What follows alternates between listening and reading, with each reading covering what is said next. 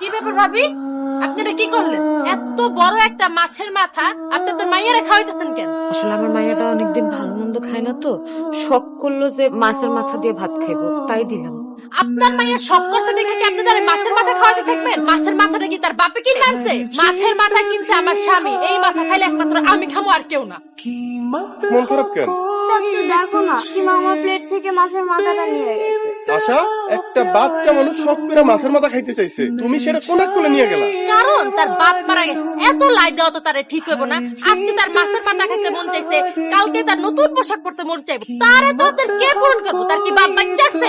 আর বাপ নাই কয়ে তুমি বারবার মুখ তারে ফোঁটা দিবা না। আশা, খবরদার। জন্ম দিলেই কি শুধু বাপ হয়? বাপ তো সেই মানুষটা যে একটা ছোট্ট মানুষকে খাওয়ায়া পড়ায়া ভরণ পোষণ দিয়া শিক্ষার আলোকে আলোকিত করে একটা মানুষ হিসাবে তৈরি করে।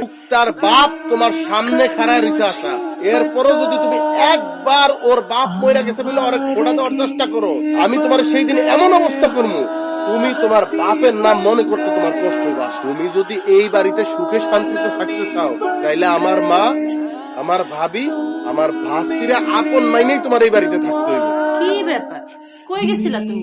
আর একটু বাজারে গেছিলাম, দেখো তো পছন্দ হয় কিনা। তোমার একটা শাড়ি কিনছি।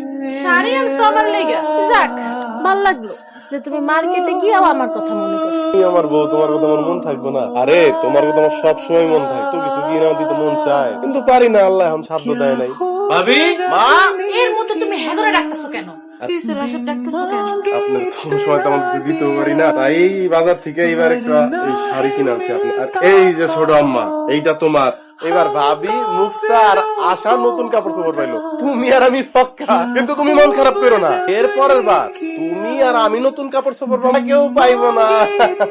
হ্যাঁ, একটা কাম কর, কেন শাড়িটা এটা তোমার আম্মারে দিয়ে দাও, আমি করবো না।